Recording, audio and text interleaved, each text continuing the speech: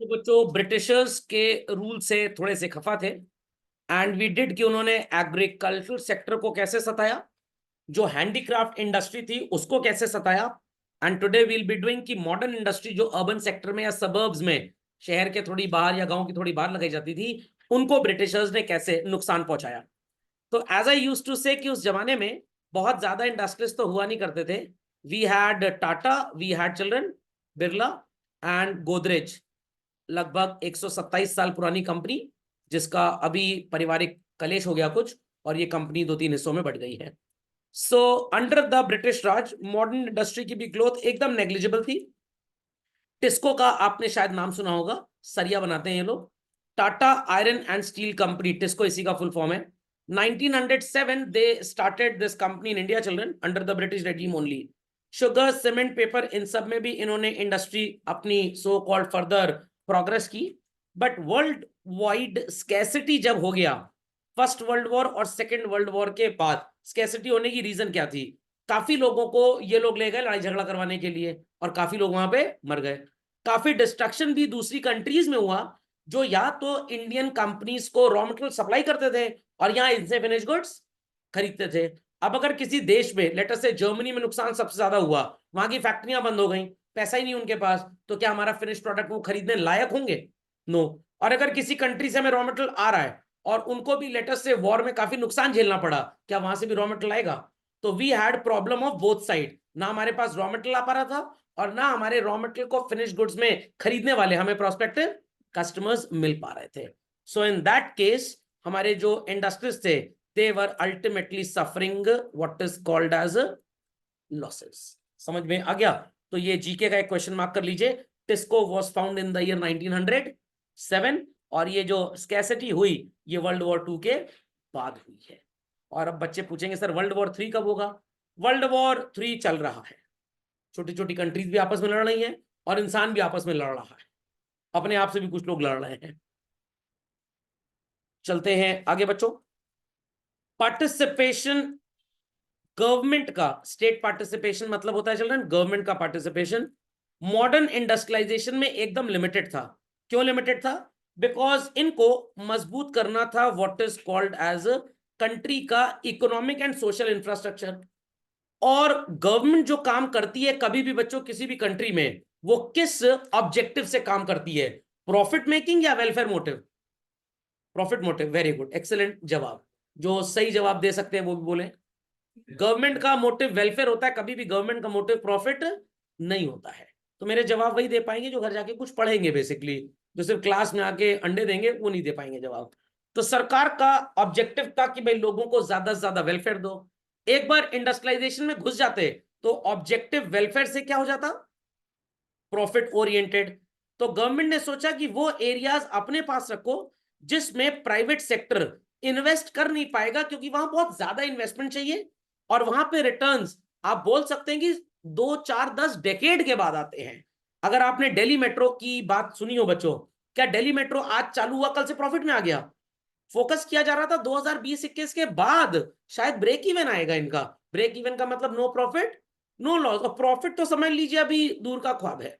कानपुर और लखनऊ की जो मेट्रो आज भी चल रही है इंडिया में, वो अभी भी लॉस में जा रही है और वो अगले 10 साल लॉस में रहेगी, क्योंकि infrastructure setup is very very very expensive. लोग अगर पूरी ट्रेन भर के भी साल भर चले तब भी प्रॉफिट इतनी जल्दी आएगा ही नहीं, क्योंकि टिकट कितने का है? 5 रुपए, 10 रुपए, 15 रुपए, 20 रुपए। मोस्ट मैक्सिमम लॉन्गेस्ट जर्नी 40, 50, 60 रुपए, और लगते कितने पैसे हैं? 1-1 किलोमीटर का ट्रैक बनाने के लिए सैकड़ों करोड़ खर्च हो जा रहे हैं। तो प्लस डेप्रिसिएशन, रिपेयर, मेंटेनेंस। तो उस समय भी ऐसा ही था।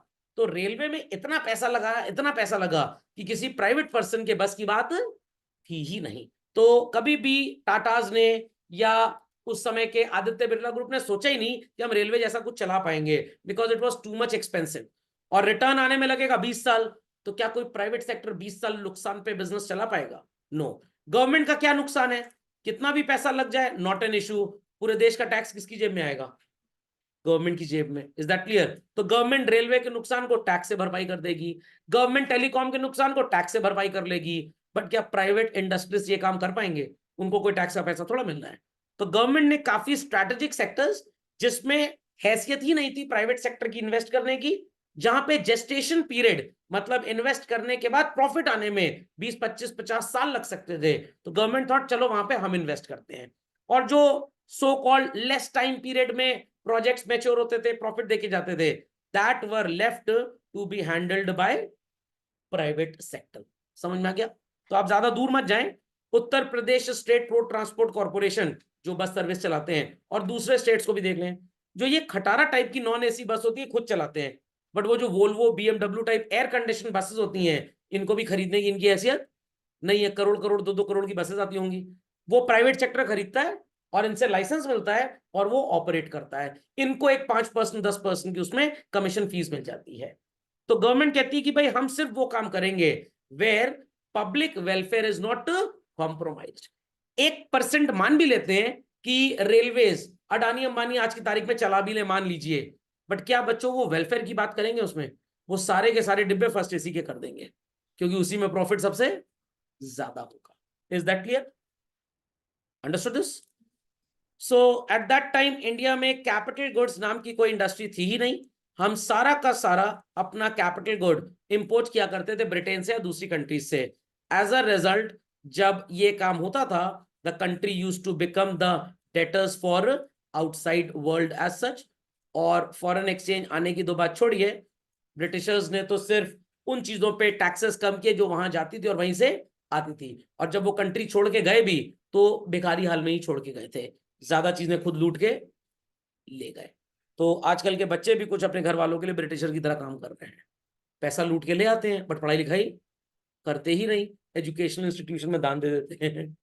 तो today's children are none the less than Britishers basically. तो घर वाले हो गए हिंदुस्तानी, बच्चे हो गए ब्रिटिशर। समझ में आ गया?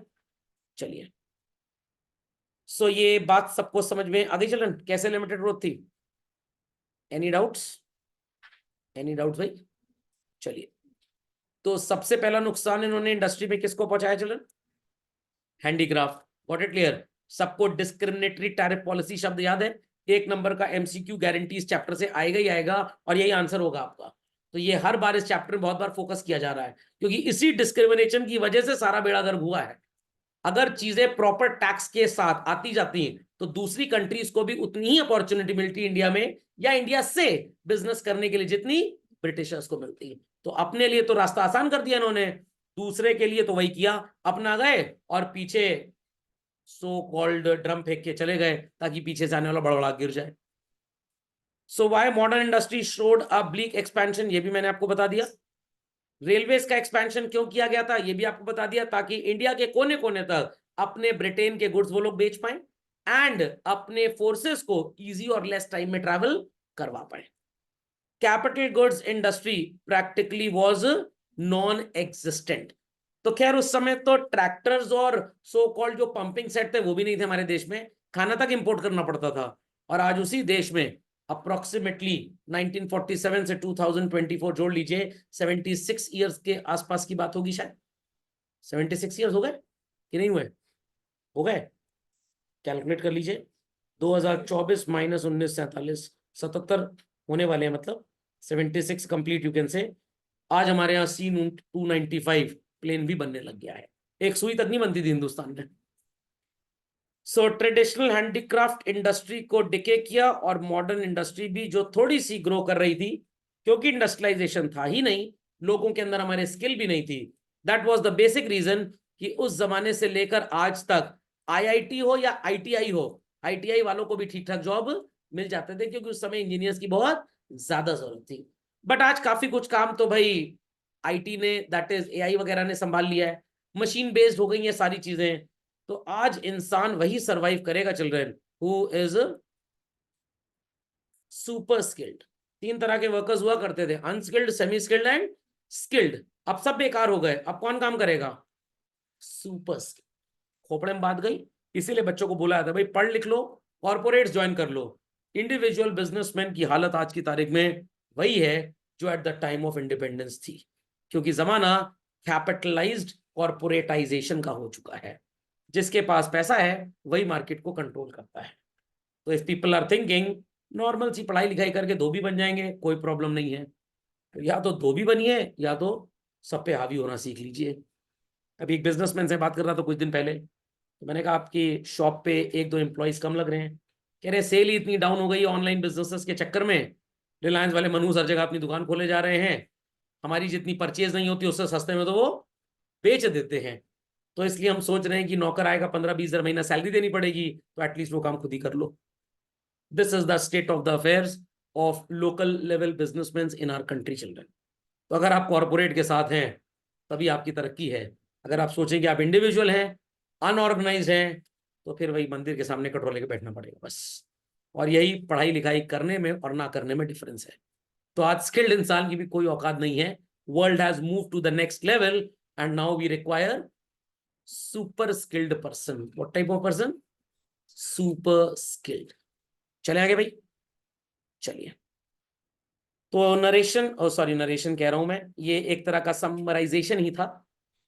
चलते हैं बच्चों अपने अगले टॉपिक पे, फॉरेन ट्रेड। अब फॉरेन ट्रेड में दो बातें आपको सबको क्लियर होंगी।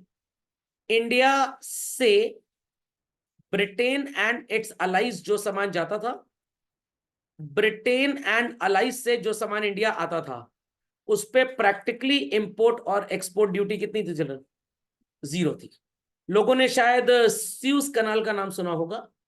19,400 माइल्स का रास्ता हुआ करता था जब अफ्रीका के नीचे से क्रॉस करके आते थे इंडियन सब कॉन्टिनेंट में। बट जब से स्विस कनाल बन गया, ऊपर वो मेडिटेरियन होते हुए चले जाते थे, और रास्ता लगभग 11,000 समथिंग माइल्स का हो गया है। 7-7.5 हजार, मतलब 1/3 जो रास्ता था उसका पैसा, जो फ्यूल खर्च होता था एज वेल एज टाइम, दोनों बच गया। तो फॉरेन ट्रेड इंडिया में सबसे ज्यादा प्रोपेल जो हुआ वो कहां से हुआ? स्यूज कनाल से। अभी ऐसा ही एक कनाल सो कॉल्ड चाइना ने स्टार्ट किया है। कनाल तो नहीं है, एक रास्ता है basically, not a canal basically, canal में तो पानी होता है, आप रोड हाईवे बोल सकते हैं, सीपेक करके, चाइना पाकिस्तान इकोनॉमिक कॉरिडोर। ये सीधे बच्चों चाइना से रोड कनेक्टेड है, पाकिस्तान के बीच से रोड जाती है, और इसीलिए चाइना वाले ज्यादा मेहरबान किसके ऊपर है? पाकिस्तान के ऊपर। अभी आपने सुना होगा वो बालाकोट स्ट्राइक हुई थी एक, अभिनंदन जी को रख लिया गया था, और अभिनंदन जी को छोड़ा नहीं जा रहा था, तो इंडिया ने ऐसे ही धमकाया, डराया, और बोला कि अगर पाकिस्तान अभिनंदन को रिलीज नहीं करेगा तो हम सीपेक डिस्ट्रॉय कर देंगे, मतलब वहां मिसाइल फेंक देंगे, रास्ता बंद हो जाएगा, ठेंगा आप गुड्स बेच पाओगे। चाइना की हालत खराब हुई, चाइना ने पाकिस्तान को बोला पगलाए हुए हैं वो लोग, इसलिए छोड़ दो इनको, नहीं तो हमारा नुकसान हो जाएगा। समझ में आ गया? चलिए। So Romans used to call India as what children? The sink of world's bullion. सोने की चिड़िया जैसा तो आपने बहुत बार सुना होगा। तो रोमन इंडिया के बारे में बोला करते थे, we were the best exporter of finished goods in case of fine cotton, silk, textiles as well as iron goods. wooden goods बहुत अच्छे थे, ivory work as well as precious stone, कारीगर बहुत अच्छे थे हमारे यहाँ। ब्रिटिशर्स ने इंडिया को सो कॉल्ड रॉ मटेरियल का अपने यहाँ एक्सपोर्टर और वापस अपने ही गुड्स बना के यहाँ पे बेचने लग गए। तो जो भी प्रॉफिट था वो अल्टीमेटली इंडिया का कमाया, तो इंडिया से गया, बट गया कहाँ पे बच्चों? ब्रिटेन। और ब्रिटिशर्स ने भी इन सब चीजों की पहले स्टडी की। जब उन्होंने अपने लोगों को यहाँ भेजा तो पहले उन्होंने स्टडी किया कि भाई देख लें इस दुकान में कुछ है भी, ये एकदम बर्बाद टाइप की दुकान है।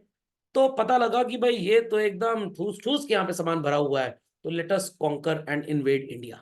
तो उनको पता था मुगल रूलर्स की तरह आएंगे, लूटपाट करेंगे तो कभी भी हमला हो जाएगा, तो ऑर्गेनाइज्ड वे में चलते हैं। तो एक कंपनी बनाई उन्होंने, ईस्ट इंडिया कंपनी, हर जगह वही रूल करती थी। And they came to India like traders for 2 things children. Which 2 things? Tea and indigo, चाय और वो जो नील होता है उसको बेचने आए थे। धीरे धीरे राजाओं महाराजाओं को समझाया, मार्केटिंग की, बढ़िया और बेवकूफ बना के एक एक करके रियासतें खरीदने लग गए। थोड़े दिन बाद जब मंगल पांडे टाइप लोगों को समझ में आया ये तो भैया गड़बड़ी हो रही है, तो उन्होंने रिवोल्ट करना स्टार्ट किया। समझ में आ गया? समझ में आ गया? तो आपसे ये भी पूछा जा सकता है, what was the economic reason for which Britishers used to और Britishers wanted to come to India? तो ये 2 लाइनें अगर आप लिख आएंगे तो आपने समझ लीजिए क्रक्स ऑफ द स्टोरी लिख दिया। समझ में आ गया? ऐसे ही क्वेश्चन आपको बोर्ड में आईडी में पूछे जाएंगे, तो आप पेपर्स देख सकते हैं, मैं भी आपको प्रोवाइड कर दूंगा। डायरेक्ट क्वेश्चन एक भी नहीं आता है, आपने जो कॉम्पोजिशन पढ़ा है उसी को आपसे टेस्ट किया जाएगा। Done this children? समझ में आ गया डिस्क्रिमिनेटरी टैरिफ पॉलिसी का मतलब? तो हर वो चीज जो ब्रिटेन जाएगी फोकट में, मतलब टैक्स नहीं लगेगा, पैसा देंगे आपको, और हर जो चीज वहां से फिनिश गुड्स बन के आएगी उसकी भी इंपोर्ट ड्यूटी जीरो, ताकि लैंडिंग कॉस्ट कम पड़े और दूसरे देशों से आया हुआ सामान कंपेरेटिवली महंगा हो। And we were the only customers for Britain basically. समझ गए बच्चों? चलिए, तो फर्स्ट पॉइंट मार्क करें सब लोग, heading net exporter of primary products and importer of finish goods. तो इंडिया से ब्रिटेन क्या जाता था? Raw material. और वहां से बन के क्या आता था चिल्ड्रन? Finished goods. समझ में आ गई बात? क्या क्या चीजें जाती थी? ऑलरेडी आई हैव टोल्ड, एक बार फिर से मार्क कर लीजिए। Silk, cotton, wool, jute, Indigo and sugar. Got it clear? और उनसे बेसिकली हम खरीदते क्या थे? हम ढेर सारे कैपिटल गुड्स भी उनसे खरीदा करते थे। तो अल्टीमेटली जो भी उनकी मशीनरी वहां पे उनके लिए बर्बाद थी, वेस्ट थी, बेकार थी, उनके लिए उनको एक डंप यार्ड दुकान मिल गई थी, दैट इज हिंदुस्तान। तो अगर मैं 10 साल पीछे चला जाऊं बच्चों, जो टेक्नोलॉजी दुनिया में सबसे बेकार हो जाती थी उसको कहां पे बेचा जाता था पता है आपको? इंडिया में basically. But now days things have changed basically. Understood this? सबने मार्क कर लिया? मार्क कर लिया भाई? कोई क्वेरी इसमें किसी की? लिख लें झटपट fast. Monopoly control of India's foreign trade. Britishers ने मोनोपोली बनाई कैसे? अगेन बच्चों वही दलिदर शब्द चला आता है। हर चीज हिंदुस्तान से जाने वाली जीरो एक्सपोर्ट ड्यूटी, और ब्रिटेन से आने वाली इंडिया में जीरो इंपोर्ट ड्यूटी। तो पूरी की पूरी मोनोपोली जैसे ब्रिटिशर्स चाहते थे वैसे उन्होंने बिजनेस चलाया।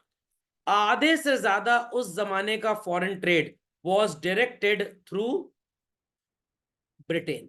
ब्रिटेन ही हम सामान बेचते थे और ब्रिटेन ही हमको वापस उसको बेचता था। रॉ मटेरियल वो हमसे खरीदते थे अपनी इंडस्ट्रीज के लिए, और वापस से यहां पे उसको चिपका दिया जाता था। खोपड़े में बात गई।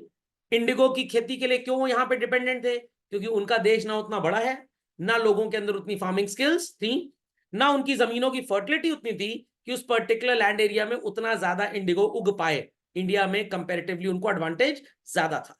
इसीलिए मैंने आपको बैलेंस ऑफ पेमेंट चैप्टर में इंटरनेशनल ट्रेड यूनिट में मैक्रो इकोनॉमिक्स में क्वेश्चन पूछा था, क्यों हम किसी को चीजें एक्सपोर्ट करते हैं? या तो वो चीजें उनके पास है ही नहीं, या है तो बट दाम हमसे ज्यादा में प्रोड्यूस करने में लगता है। Why do we import? या तो हमारे देश में चीज ही नहीं है, या बन तो सकती है बट हमें पैसे ज्यादा खर्च करने पड़ेंगे, तो हम इंपोर्ट कर लेते हैं। इसको बोलते हैं एब्सोल्यूट कॉस्ट एडवांटेज, कि हमारे पास वो चीज है ही नहीं तब हम खरीदते हैं, उनके पास है ही नहीं तब वो हमसे खरीदते हैं। है तो उनके पास और हमारे पास भी, बट अगर वो खुद बनाएंगे तो कॉस्ट हमसे ज्यादा लगेगी, हम खुद बनाएंगे तो हमारी कॉस्ट उनसे ज्यादा लगेगी। This is comparative cost advantage. Is that clear? समझ में आ गया? So is this understood all? समझ गए भाई? चलिए, surplus trade but only to the benefit of British. अब इसका क्या मतलब है? Many a time it use to happen कि हमारी कंट्री में चिल्ड्रन जो एक्सपोर्ट्स थे towards Britain and other countries of the world ज्यादा थे, from Britain and from other countries of the world जो हम इंपोर्ट करते थे वो कम ही करते थे। तो आप बोल सकते हैं कि हमारी एक्सपोर्ट की value let's say 700 crore dollar, और इंपोर्ट की value let's say 650 crore dollar. तो हमने 650 करोड़ डॉलर का सामान खरीदा और 700 करोड़ डॉलर का सामान बेचा। हमारी कंट्री में इनफ्लो कितने पैसे का होगा? 700 करोड़ का। और आउटफ्लो कितने का होगा? 650 करोड़ डॉलर का। तो गुड्स गए हैं 700 करोड़ के तो पैसा आएगा, और गुड्स आए हैं 650 करोड़ के तो पैसा जाएगा। तो अल्टीमेटली सरप्लस कितना नजर आ रहा है चिल्ड्रन? 50 करोड़ डॉलर। तो जब भी एक्सपोर्ट ऑफ गुड्स ज्यादा होगा और इंपोर्ट ऑफ गुड्स कम होगा, हम उसे क्या बोलेंगे? बैलेंस ऑफ विजिबल आइटम्स या बैलेंस ऑफ ट्रेड। अब ब्रिटिशर्स को दो एडवांटेजेस थे। हमारे से जो भी रॉ मटेरियल खरीदते थे सस्ता पड़ता था, वापस हमारे को भी बेचते थे finish goods, as well as दूसरी कंट्रीज में भी बेचते थे। तो इंडिया से जब आपको रॉ मटेरियल बिना टैक्स के मिल रहा है, तो ब्रिटिशर्स ही दुनिया में, जैसे आज चाइना है, सबसे सस्ते प्रोड्यूसर हुआ करते थे, तो उनका सामान हर जगह बिकता था। इंडिया में कंपेल्ड बिकता था और दूसरी जगह सस्ता होने के चक्कर में। दूसरा बेनिफिट क्या था? इंडिया में रूल किसका था? ब्रिटिशर्स का। तो ये 50 करोड़ का सरप्लस बेनिफिट भी किसको देगा? ब्रिटिशर्स को। इससे ब्रिटिशर्स अपने हथियार वगैरह खरीदते थे, अपने एम्प्लॉयज को ट्रेनिंग देते थे बेसिकली, तो they used to get double benefit. समझे कि नहीं समझे? पक्का?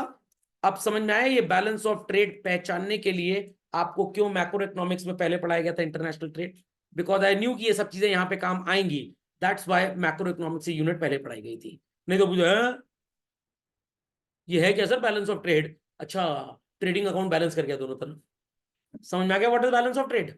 चलिए, सो सरप्लस इसलिए क्योंकि एक्सपोर्ट ज्यादा और इकोनॉमी सॉरी इंपोर्ट कम।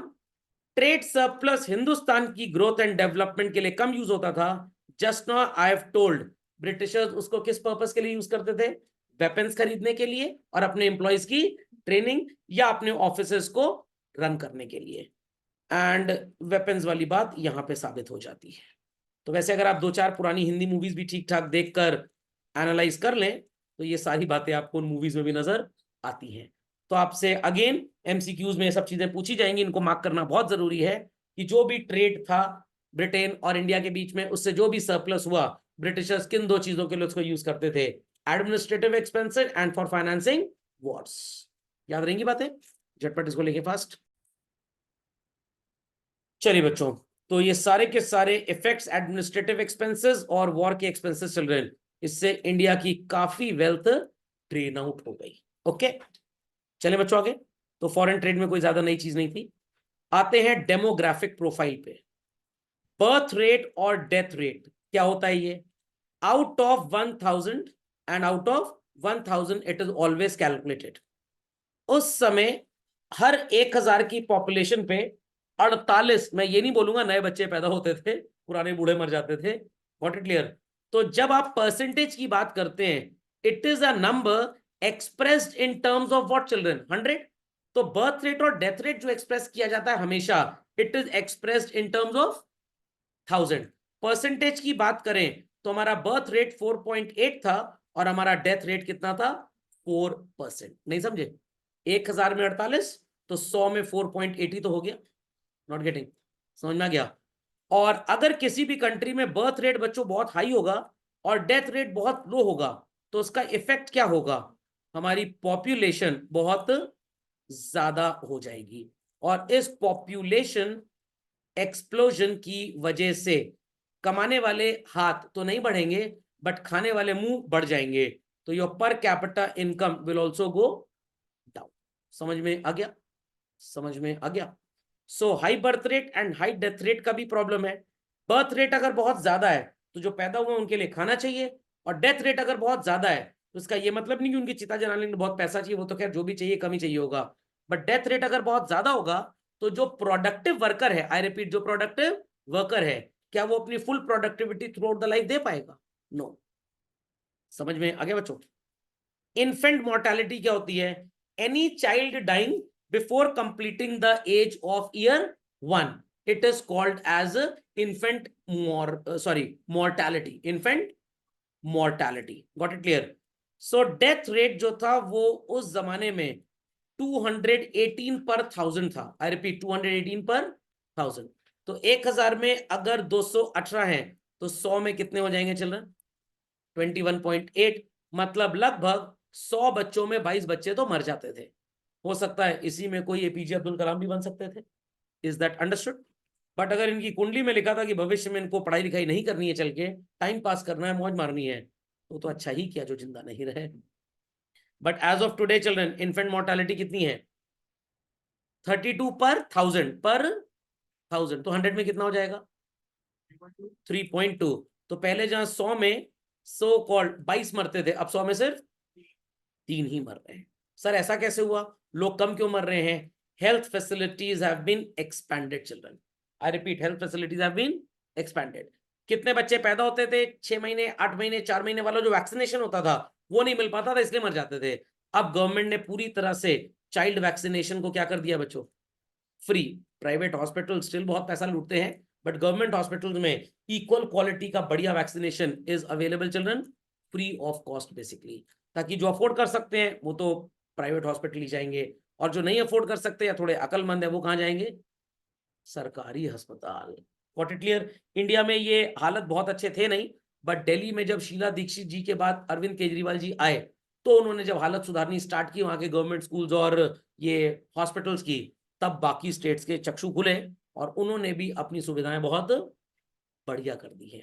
और कोविड में तो this was the proven fact कि जो भी प्राइवेट अस्पताल गया वो चद्दर में लपेट के ही वापस आया है, जो सरकारी हॉस्पिटल गया बचा सिर्फ वही है, क्योंकि बाकी जगह तो वो चल रहा था hit and trial. First time report जो WHO से आती थी वो सरकारी अस्पतालों में ही आती थी, तो वहीं पे सही प्रोटोकॉल फॉलो होता था। Life expectancy, a person used to live in those years children as low as how much? 32 years, 32-35 साल में इंसान निपट लेता था, बट आज 65-70 साल वाले भी एकदम चुलबुल पांडे की तरह रहते हैं। Reason was at those times health care facilities were lacked, awareness भी नहीं थी लोगों की, और अगर थी भी तो उन चीजों को अवेल करने के वेज एंड मीन्स भी नहीं थे। आज लोग ज्यादा कॉन्शियस हो गए हैं, पैथोलॉजी टेस्ट वगैरह अपना करा लेते हैं हर 6-6 महीने पे, हेल्थ चेकअप, ताकि पता लगता रहे कि बॉडी में अगर कुछ गड़बड़ी है तो एटलीस्ट हम उसकी मरम्मत, रिपेयर एंड मेंटेनेंस कर पाए। समझ में आया? तो जैसे सब्जेक्ट चलता है, बीच बीच में होमवर्क चेक होता है, बीच में लोगों का इलाज कराया जाता है घर में कंप्लेन करके, तो वैसे ही यहाँ पे भी होता है। तो उस जमाने में ना इतनी पैथोलॉजी थी, लोग अगर थोड़ा सा बीमार पड़ते थे तो ब्लड चेकअप कराते थे, but now days it has become a regular routine in every family. आपके घर में भी ऐसा होगा, 40-45 प्लस के अगर कुछ लोग होंगे तो every 6 months, every 1 year at least they must be undergoing a health checkup. समझ में आगे? समझ गए? तो उस जमाने की लाइफ एक्सपेक्टेंसी कितनी थी चिल्ड्रन? 32, और आज कितनी है? 69.4। ये डेटा आपको लर्न करना पड़ेगा पूरा। और क्यों कम थी life expectancy? Health care facilities were not good, लोगों के अंदर भी अवेयरनेस नहीं थी, और जिनके अंदर थी वो उन चीजों को अवेल नहीं कर पा रहे थे। क्या कह रहे हैं भाई? हाँ हाँ, नहीं नहीं नहीं, मैं बात कर रहा हूँ एमसीक्यू की। एमसीक्यू में आपको लिख के देंगे वहां पे, life expectancy in those periods वो हाउ मच, 4 ऑप्शन दे देंगे। What it clear? आप जब अपना थ्योरी आंसर लिखेंगे, आप उसकी बात पूछ रहे हैं मेरे से। हाँ, अगर आप डेटा नहीं लिखेंगे आईडी मार्क्स नहीं मिलेगा आपको। नहीं नहीं नहीं, ये डेटा जो वेरी करेगा, यहाँ पे डेटा का वेरिएशन ये है सीबीएसई के हिसाब से, जो लेटेस्ट एनसीईआरटी का टेक्स्ट होगा वही माना जाएगा। 2021 में मान लीजिए डेमोग्राफिक डेटा कलेक्ट हुआ, अभी तो हुआ ही नहीं है, क्योंकि हर 10-10 साल में होता था। लास्ट 2011 में हुआ, व्हाट इट क्लियर, ये तभी का है। उसके बाद 2021 में होना, तो कोविड चला आया, तो उसके बाद से सेंसस आज तक हुआ ही नहीं। वो चावल की फसल का डेटा आपको मिल जाएगा हर साल के साल, वो नेशनल एग्रो इकोनॉमिक रिसर्च जो है वो हर साल डेटा कंडक्ट कराता है, बट सेंसस जो होते हैं वो हर 10 साल में होते हैं, तो उसमें ये डेमोग्राफिक डेटा जो होता है ये उसी में मिलेगा। तो अभी ये डेटा एनसीईआरटी में यही छपा हुआ है। ओके, और अगर बुक कल को अपडेट भी होती है, लाइक आप कल को यूनिवर्सिटी में जब जाएंगे ग्रेजुएशन में, फिर आप आईडी पढ़ेंगे, तो मान लीजिए 2023-24 में डेटा कलेक्शन का काम अब स्टार्ट हो चुका है, कुछ दिन में आपके घर में आ जाएंगे लोग, तो अब 24 में डेटा चेंज हो जाएगा, हो सकता है 69.4 71.2 हो जाए, तो फिर वो चेंज होगा, फिर वहां पे आपको ये बोला जाएगा जो लेटेस्ट डेटा किताब में यू विल फॉलो दैट। तो डेमोग्राफिक में तो 10 साल तक सेम रहता है, बट आपका ईयर वो फंस गया जहां नया डेटा अपलोड हो गया बट किताब में पुराना है, तो जो किताब उस साल एप्लीकेबल है एनसीईआरटी की, आप उसी को लिख के आएंगे बस। जैसे इनकम टैक्स, 1 अप्रैल को central board of taxes revised tax लागू कर देता है, जो बच्चे सीए का मे का अटेम्प्ट देंगे इस साल, उनका पिछला डेटा ही चलेगा, बट जो इसी साल नवंबर में इनकम टैक्स का पेपर देंगे आईपीसीसी का, उनको नया फॉलो करना है, क्योंकि अप्रैल में स्टार्ट हुआ, मई में आपका एग्जाम है, आप तो पुराने सिलेबस पढ़ के आए हो ना, बट नवंबर में जिसका होगा उससे एक्सपेक्टेड है कि वो नया ही लिखेगा उसके अंदर। तो एक सेशन नवंबर और अगला मई, ये सेम चलता है। वैसे ही आईडी में भी चलता है, जो एनसीईआरटी का डेटा होगा वही सही डेटा माना जाएगा बस। रियली में चाहे 2 साल ऊपर नीचे हो भी गया हो, बट उसको नहीं माना जाएगा। तो इसलिए मैं बार बार बोलता हूं कि जो लेटेस्ट डेटा है वो आपको लर्न करना है, और अगर आप डेटा नहीं रटेंगे, भूल जाइए कि आईडी में आपको मार्क्स मिलेंगे। 4 नंबर के क्वेश्चन में टीचर एक टिक लगाएगा, 2 नंबर दे देगा, जय माता दी, फिर लड़ाई करते रहिए कि हमको नंबर क्यों नहीं मिले, क्योंकि स्टोरी नहीं लिखनी है, कंटेंट लिखना है। तो अगर आप डेली नहीं पढ़ रहे हैं, 40 नंबर की आईडी में लोग 1500-1600 पर ला भी नहीं पाते हैं। तो इसीलिए बार बार बोलता हूँ, आईडी पढ़ने में बहुत आसान लगता है, बट एग्जाम में अच्छों की हालत टाइट हो जाती है, वहां पे डेटा याद ही नहीं है कुछ। तो जस्ट लाइक लॉ, सेक्शन नहीं लिखा, केस स्टडी नहीं लिखी, तो क्या नारियल पानी पीने आए हो यहाँ पे? वही तो उसका कोर एसेंस है। आप शादी में गए, अगर जयमाल नहीं देखी, दूल्हा दुल्हन के पीछे खड़े होकर तड़ी मारे बगैर फोटो नहीं खिंचाए, तो क्या वहां खाना खाने से रुक गए थे दलिद्रों? शर्म नहीं आती है? समझ में आया? तो बस वही इंपॉर्टेंस यहाँ पर। अगर आपसे पूछा जाए what was the demographic condition at the time of independence, on the eve of independence, तो आप मान लीजिए birth rate, death rate, infant mortality, life expectancy, literacy, ये 4 पॉइंट्स लिखेंगे 4 नंबर पे। बट आपने डेटा अगर नहीं लिखा तो आधे आधे नंबर का 2 नंबर मिलेगा, जय माता दी। डेटा लिखना इज सुपर मैंडेटरी। तो इसीलिए अभी ये सब बातें बताऊंगा अभी आपको। डेटा के लिए आप अपनी कॉपी में हाइलाइटर से चीजों को मार्क करना स्टार्ट कर दीजिए, क्योंकि जब 4 बार साल भर में पढ़ेंगे तो आपके दिमाग में होगा, हाँ वो पेज में मैंने 48 पर 1000 और 40 पर 1000 लिखा था, 32 और 69 पॉइंट, वो चीजें आपको अनकॉन्शियस माइंड में स्टोर्ड रहती हैं। तो जब नोट्स अपने बनाएंगे, इसलिए तो मैं आपको क्लास में बोल रहा हूँ, लिखते जाइए साथ साथ, और घर जाके हाइलाइटर से उस डेटा को हाईलाइट कर लीजिए, तो यू विल ऑलवेज रिमेंबर। तो डेली आपको पढ़ना पड़ेगा ये। Got it clear? मैक्रो में प्रॉब्लम नहीं है, मैक्रो पढ़ने में डिफिकल्ट है, बट वहां पे तो आपने चीजें समझ ली, you can write it there. अब आपसे पूछा जाए what is depreciation of currency, आप समझ गए, सर ने बताया था रुपया लुढ़क गया, रुपया लुढ़क गया, क्योंकि मोटे भैंसे डॉलर को खरीदना खींचना था, इसलिए हम लुढ़क गए। क्यों लुढ़क गए? क्योंकि डॉलर भैंसा हो चुका था, डॉलर को खींचने के लिए ज्यादा एफर्ट लगाना है, रुपया कमजोर हो गया। आप डेरिवेशन कर सकते हैं, हिस्ट्री में कहां से डेरिवेशन करोगे, वो तो जो बन गया सो बन गया। अब तरीका सीखना उसको डिराइव करने का। Is that clear? तो ये उल्टा चलता है हमेशा, उल्टा हमेशा उल्टा चलेगा। मैक्रो पढ़ने में डिफिकल्ट, क्वेश्चनिंग में आसान है। आईडी पढ़ने में आसान है, क्वेश्चनिंग में डिफिकल्ट हो जाती है। समझे कि नहीं समझे इस बात को? चलिए, तो समझ गए लाइफ एक्सपेक्टेंसी। और लाइफ एक्सपेक्टेंसी यहां पे तो ठीक ठाक लग रही है। कभी आप नेपाल जाइएगा और वहां के जो म्यूजियम है वहां जाइएगा, वहां के राजा महाराजा, कोई 22 में टपक गया, कोई 32 में टपक गया, मार देते थे एक दूसरे को, तो वहां लाइफ एक्सपेक्टेंसी और कम हो जाती थी। चलिए, सो हाई मॉर्टेलिटी रेट, बच्चे 1 साल भी सरवाइव नहीं कर पाए। ढेर सारे बच्चे पैदा हुए, कुछ मर गए, हो सकता है मरने में ही वो बच्चा कल को नोबेल लॉरिएट बन जाता, हो सकता है देश के लिए कोई नई साइंटिफिक डिस्कवरी करता, हो सकता है कोई नया सो कॉल रिसर्च करके लाता, बट अब तो वो वेरी लेस हो चुका है, मतलब नो मोर है। तो इस वजह से भी वी रिमेन्ड हाईली बैकवर्ड। समझ में आई बात? चलिए, फेमाइंस और एपिडेमिक्स इतने फ्रीक्वेंट थे, हैजा वगैरह की बीमारी के बारे में सुना होगा, सूखा पड़ जाता था, मतलब सर ड्राई चिली चिकन खाते थे, अरे मतलब बरसात ही नहीं होती थी 5-5 10-10 साल, तो लोग खेती क्या ठेंगा कर पाएंगे। चिकन पॉक्स जैसी बीमारियां बहुत भयंकर थी, तो अच्छे पढ़े लिखे तेज लोग भी अपनी कंट्री के लिए बहुत प्रोडक्टिव एसेट नहीं बन पाते थे उस जमाने में। समझ गए बात? लिटरेसी रेट, अब लिटरेसी का मतलब यहां पे क्लियर कर दिया गया है, नहीं तो सब लोग बोलेंगे सर देश तो 110% लिटरेस है। 16% था literacy rate children. Female literacy was as low as how much? 7%। आज अगर मैं इस लिटरेसी रेट को एजुकेशन रेट कर दूं तो मेरे को लग रहा है परसेंटेज यही रहेगा। समझ में आ गया? बट अगर इसको रील अपलोड रेट कर दें, रील व्यू रेट कर दें, अरे सर 200%। दो फोन साथ साथ चले, दोनों में रील चल रही है, 24 घंटे में 48 घंटा की रील देख डाले। समझ गए? तो फीमेल लिटरेसी इतनी कम क्यों थी? अब ये तो सबको क्लियर हो गया। एग्जाम में आपको पूछा जाएगा what was the reason for female literacy rate being very low at the time of independence. This indicated gender boys. 4 में से 0 मिलेगा, 3 में से 0 मिलेगा। रीजन इज, उस जमाने के लोग काफी बैकवर्ड होते थे। They used to consider that only we should teach a boy child in the family, because in future the boy child is only going to earn money, the girl child would be married to some other family, so in that case it is not going to return any money to us, so why to spend money on education। तो इसलिए लोग उस जमाने में लड़कियों को पढ़ाने लिखाने में इंटरेस्टेड नहीं होते थे। तो उस जमाने के लोग काफी आज भी जिंदा हैं, मन करता है उनको चप्पल ही चप्पल खींच के मारी जाए। बट आज क्या हो गया, उस जमाने के पेरेंट्स इंटरेस्टेड नहीं थे, आज बच्चा खुद ही इंटरेस्टेड नहीं है। समझना क्या? मतलब आज जो बच्चा है वो पेरेंट बन चुका है। नहीं समझ रहे बात को? उस जमाने में गांव वगैरह हम लोग सोच लड़की को पढ़ा क्या करेंगे, लड़की पराया धन है। पराया धन मतलब पेंडाई पीढ़ी, दूसरे घर चली जाएगी, पढ़ा लिखा क्या करोगे? लड़का है उसको पढ़ाओ लिखाओ, पैसा कमाएगा, इसी घर की सेवा करेगा। बट आज क्या ऐसा है? बिल्कुल नहीं। What it clear? बट आज बच्चे ही नहीं पढ़ना चाहते। अरे ठीक है पढ़ लेंगे, कौन हमको 90 लाके आईएएस बनना है। 1064 सीट तो थी 2023 के आईएएस में, और हिंदुस्तान में लाखों लोग बैठते हैं, तो हमारा नंबर तो 1064 में आएगा ही नहीं। तो let those 1064 study, we'll play the fool. PUBG भी खेलना है, पान में चूना लगाने की तरह रील भी देखनी है, आवारागर्दी भी करनी है, पार्टी में भी जाना है, तो पढ़ के हम करेंगे क्या? इसलिए आज का एजुकेशन रेट कम हो चुका है। चलिए, समझ में आ गया डेमोग्राफिक थ्योरी सबको? चलिए 4 पॉइंट्स क्लियर हो गए।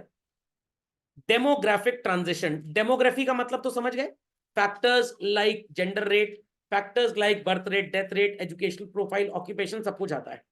अब हम क्या पढ़ने वाले हैं बच्चों? Demographic transition. ट्रांजिशन का मतलब होता है what is called as children process of change. समझ में आ गया? दैट पॉइंट जहां पे एक ट्रॉपिक आता है, एक चेंज आता है as such. Logic understood well? Logic understood well? लिख दीजिए फास्ट. तो बच्चों 1921 is considered in India as a year of great divide. क्या हो सर, बंटवारा हो गया था क्या सर? अरे बंटवारा तो 47 में हुआ था. 21 के पहले जो पॉपुलेशन का चेंज होने का ट्रेंड था एकदम ही फर्क था, और 21 के बाद एकदम डिफरेंट हो गया. कुछ बच्चे ईयर ऑफ ग्रेट डिवाइड में लिख के आते हैं the independence was proposed to be done in 1921 but due to some official problems the British government so called postponed it for another 26 years. समझो, उनकी बुद्धि डिवाइड हो गई थी, एक तरफ पागलपन था, एक तरफ बेवकूफी भरी थी. तो ईयर ऑफ ग्रेट डिवाइड में ऐसा कुछ नहीं हुआ था. ट्रेंड ऑफ पॉपुलेशन एकदम से चेंज हो गया था. ओके, कैसे चेंज हुआ? 1921 के पहले इंडिया का जो पॉपुलेशन का बर्थ रेट डेथ रेट का डेटा था कंसिस्टेंट नहीं था. मतलब मान लीजिए अगर मैं बात करूं 1851 से 1861, या मैं बात करूं 1891 से 1901, या 1901 से 1911, कभी बर्थ रेट तेजी से बढ़ जाए और कभी घट जाए, डेथ रेट कभी भयंकर बढ़ जाए और कभी घट जाए, कोई कंसिस्टेंसी थी ही नहीं. बट उसके बाद से एक कांस्टेंट रेट से ये बढ़ने लग गया. Is that understood well? और इसका रीजन यही था, उस समय क्या था भाई, बच्चे अगर ढेर सारे पैदा हुए, अचानक से कोई एपिडेमिक आ गया, मैक्सिमम मर गए, या अगर पैदा हुए बट एपिडेमिक नहीं आया तो पॉपुलेशन बढ़ रही है. मेरा मतलब समझ रहे हैं आप लोग? तो आपसे एग्जाम में रीजन पूछा जाएगा, what was the reason that prior 1921 the increase or decrease or change in population was not consistent, but after 1921 it became consistent. सिर्फ और सिर्फ हेल्थ केयर सर्विसेज में थोड़ा सा सुधार आना. आज तो कैंसर की भी चौथी स्टेज किसी को होती है, सब बच जाते हैं मैक्सिमम, बट उस जमाने में कितने लोग तो खांसी जुकाम सर्दी बुखार से भी तैयार हो जाते थे. क्यों? लोगों को पता ही नहीं चलता था. समझ गए? समझ गए? तो लिखा ना, पॉपुलेशन केप्ट फ्लक्चुएटिंग. एक सेंसस हुआ उसमें बढ़ी हुई पॉपुलेशन, दूसरी थी वो गिरी हुई. और पॉपुलेशन के साथ साथ बच्चों एक चीज और भी थी, काफी लोग ये भी जानने लग गए थे कि ये देश तो बहुत ज्यादा पॉपुलेटेड तो खैर शुरू से ही था. कुछ लोग जो रहते थे सो कॉल्ड दूसरी कंट्रीज में, वो थे तो इंडियंस बट उन्होंने कभी इंडिया आने की वापस सोची नहीं. सेंसस का टाइम हुआ, वहां से यहां चले आए, सेंसस में उनका भी नाम चढ़ गया, और कुछ दिन बाद वापस चले गए, तो अगले सेंसस में उनका नाम गायब है. Is that clear? समझ में आ गया? तो मल्टीपल रीजंस वर देयर. 1921 के बाद पॉपुलेशन का जो राइज था it was consistent, and earlier इसके पहले क्या था? फ्लक्चुएट करता रहता था. समझ में आ गया? अब ये ना हो कि हॉस्पिटल जाएं किसी रिश्तेदार को देखने, जमा थे, स्क्रीन पे ऊपर नहीं चल रहा है, कोई ये क्या हो रहा है? Year of great divide. और फिर एकदम फ्लैट हो गया. ईयर ऑफ ग्रेट डिवाइड पहले ही बोल रहे थे, पहले ऐसे चल रहा था, अब फ्लैट. समझ में आ गया? तो पहले consistency level was not equal. So 1901 के सेंसस में 0.04 करोड़ का डिक्लाइन था, 1911 में 1.38 करोड़ का राइज था. 1921 के बाद चिल्ड्रन डिक्लाइन 0.07, और इसके बाद लगातार ये एक लेवल पे बढ़ता गया. तो इट इज अंडरस्टूड क्यों इसको ईयर ऑफ ग्रेट डिवाइड बोलते हैं, कि पहले आजादी का सपना 21 में आया था, फिर 47 में आया, 26 साल बाद. ऐसा कुछ नहीं था, इट वॉज पॉपुलेशन चेंज. समझ गए सब लोग? तो ये सारा डेटा लर्न करना पड़ेगा आपको. और एक ट्रिक बता देता हूं डेटा को लर्न करने की, एक सबसे पुराना वाला लर्न कर लिया करिए और एक लेटेस्ट. और इतना डेटा लर्न करने में दो चार फायदे तो आपको ये मिलेंगे कि आपकी जीके थोड़ी बहुत इकोनॉमिकली स्ट्रॉन्ग हो जाएगी. ये सब आपको रटना नहीं पड़ेगा. Understood this? अब बच्चे यही बोलते हैं सर सब बकवास पढ़ने से फायदा क्या है? बकवास नहीं है ये.